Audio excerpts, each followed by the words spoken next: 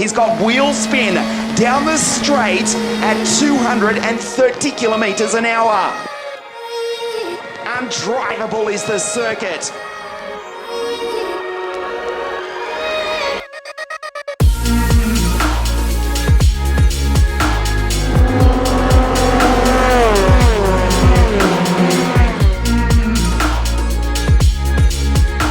Cameron Das has won and extends his lead in the championship.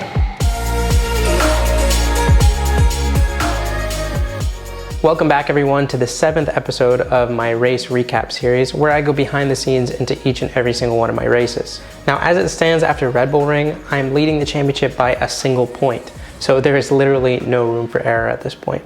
And now you join me as we head into our penultimate round of the 2021 Euroformula Open Championship. So this week you join me in Monza, which is famously known as the Temple of Speed.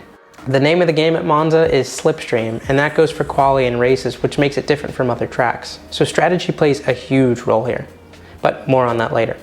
Just very quickly, let's do a breakdown on Monza. The old layout of the track consisted of this huge banked 3.6 mile oval, but these days it's much simpler, but no less fun. The first sector is made up of 2 long straights and 2 slow speed chicanes. The first chicane is taken in first or second gear sometimes, while the second chicane of turn 4 and turn 5 is taken in third. These are the 2 prime overtaking zones on track. And then we enter the tricky sector 2, which is comprised of 2 aero-dependent corners followed by another long straight. I say tricky only because these corners are relatively high speed, so they're typically a bit more understeery when falling behind other cars here due to the aero wash. To compensate for that, sometimes we run more aero balance to the front than we really want, depending on the likelihood of being close behind other cars, depending on starting position and all that. Turn 6 and 7 are also banked, which means they're fairly fast for how tight they are. Moving on to sector 3, we have the famous Ascari chicane sequence and the final, very pivotal corner known as Parabolica.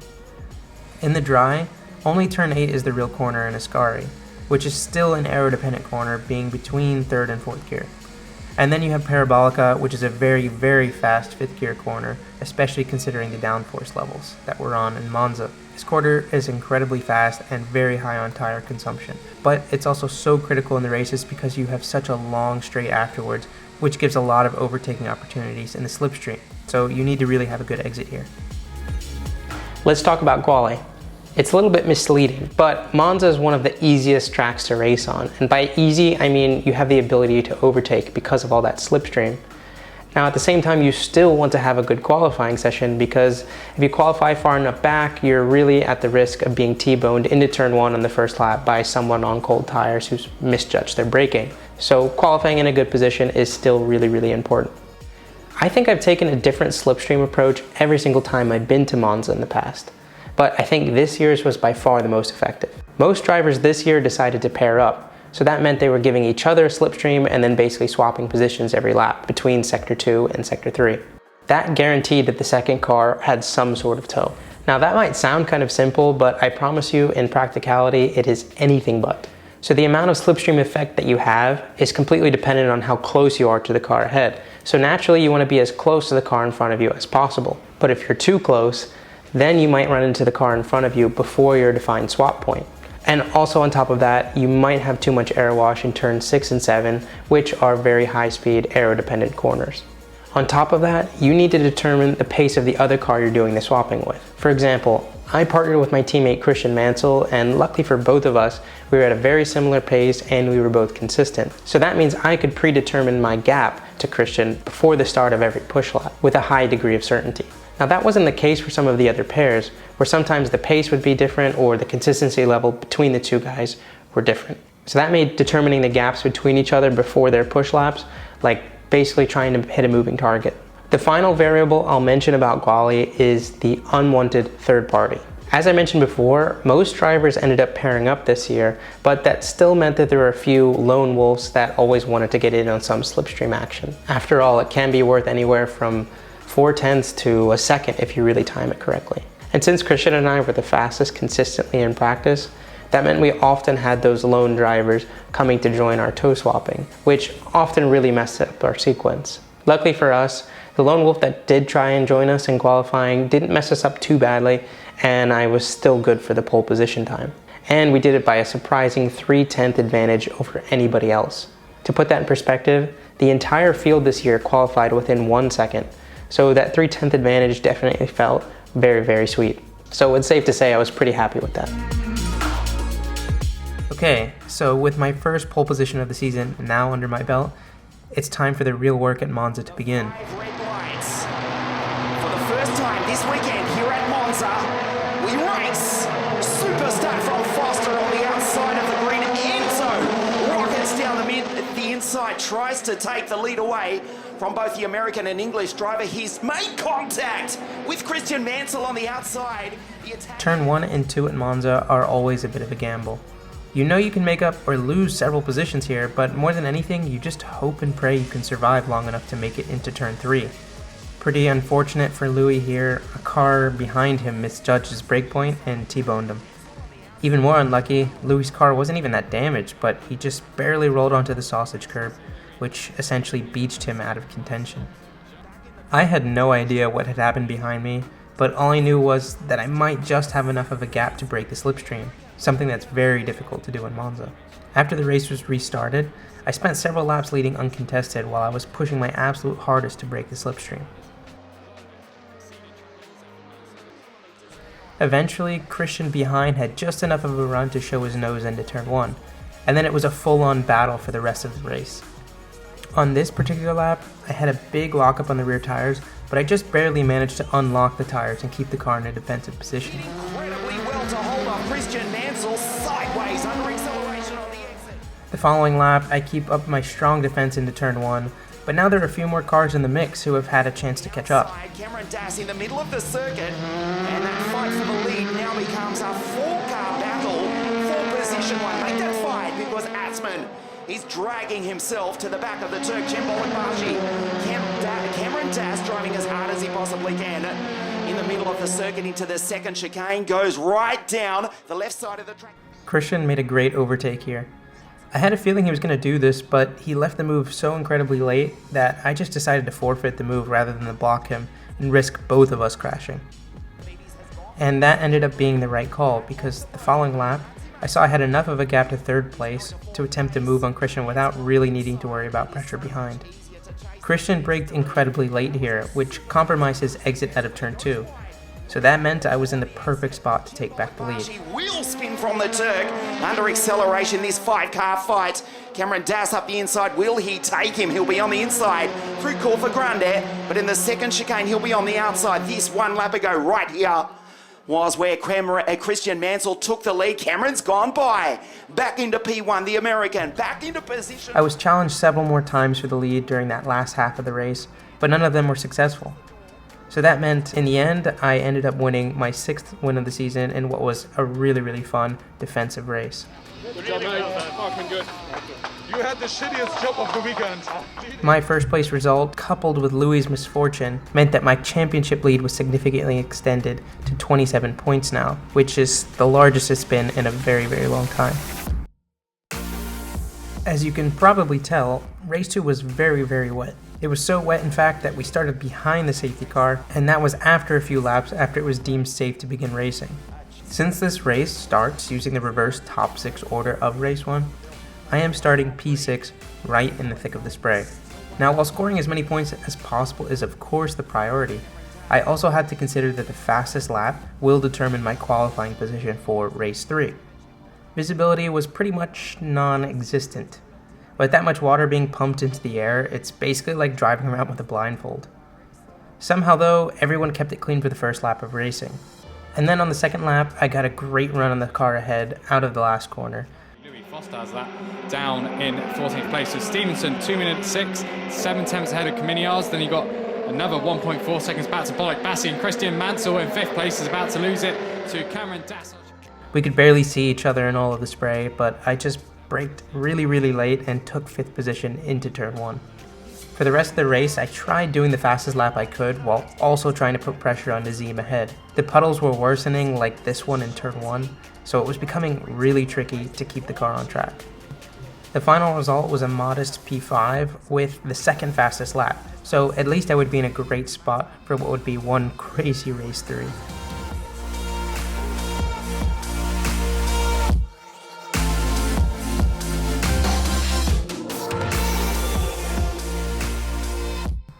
While it was very wet at the start of race 3, it was nowhere near how it was in the morning during race 2, although I was told that a big storm was coming, so that meant I had a decision to make. Did I want a used wet tire, which would be better for the first few laps of the race in the drier conditions, or did I want a brand new wet tire with strong edges that would be really good at cutting high levels of water? Every driver took their own decision, and I ended up going for the extra edge on the tire, so I went for the newer tire. For the final time this weekend, we race! Super start from Cameron Das, and the same can be said for Nazim Atzman.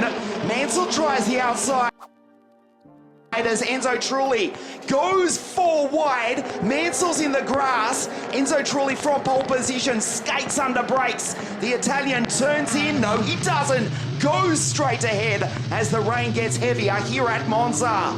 Enzo Trulli from pole position has missed the chicane. We'll see where he comes out. A relatively clean start despite atrocious conditions here at Monza.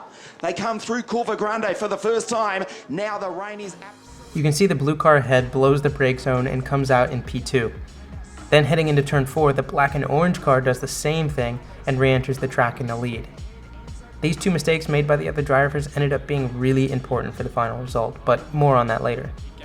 Cutting the first chicane. Pollock Bassi has now done the same, so will he let Trulli pass? On the second lap, you can see just how bad the visibility is. I purposely pulled to the left here just so I could get an idea of where the brake markers were. At this point, the visibility is only about 20 to 40 meters in front of me when I'm behind somebody. A few laps later, a safety car was deployed after an incident occurred between Louis and another car. At this point, I was told Louis was out of the race, so I knew that finishing the race had to be a priority to secure a comfortable lead heading into Barcelona.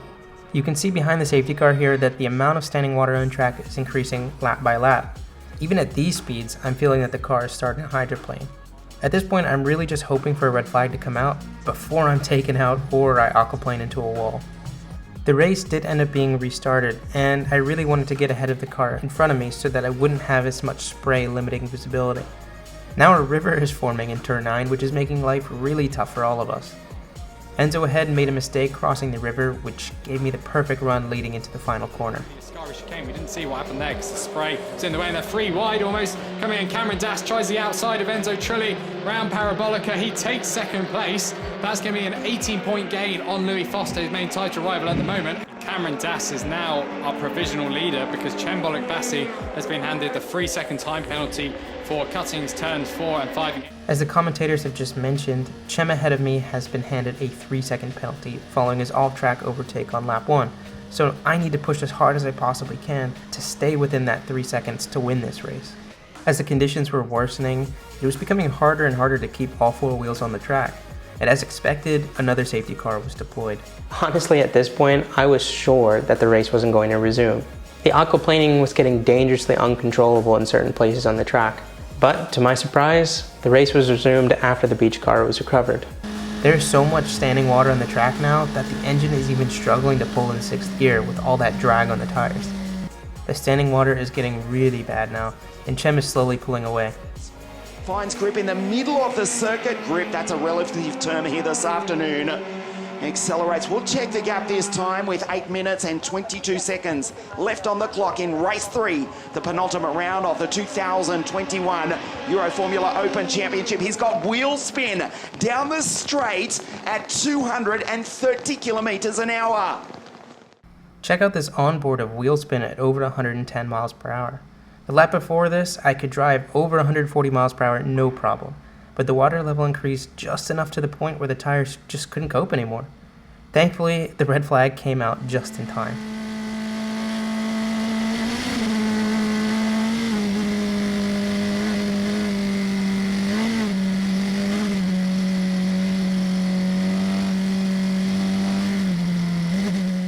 So with Chem's penalty, that meant I took the win, which put me in a generous 63-point lead in the championship. Cameron Das, it's certainly pouring cats and dogs, but also a lot of points for you. Yeah, I think so. I mean, to be honest, I think I was better off in a boat than a race car today. I mean, I was lifting down the main straight because the car was just, fishtailing all the way down. So one of the scarier races I've ever been in for sure. It was really more than survival than about, attacking for position or anything. But yeah, I mean, props to Chem for keeping out in front and basically setting the lines and everything. But yeah, it's crazy. Yeah, seen from the outside, I must say, a pretty good job by everybody, especially by you. Man. Yeah, I think everyone did a good job for the most part to keep it on track. So it could have been a lot worse. I'm very happy I've survived that one. You can go to Barcelona a little bit more relaxed? A little bit more relaxed, but I'm going to be going for the win every race. So let's go for it. Well done for now. All the best. I'm super happy with the points haul we had this weekend. It really couldn't have gone much better for me. And this means we're heading into the final round of the championship in just about the perfect position. As always, a huge thank you to System X Ceramic Coatings for making this all possible, and to Motorpark for the perfect car all weekend long. And with that being said, I will see you guys in Barcelona.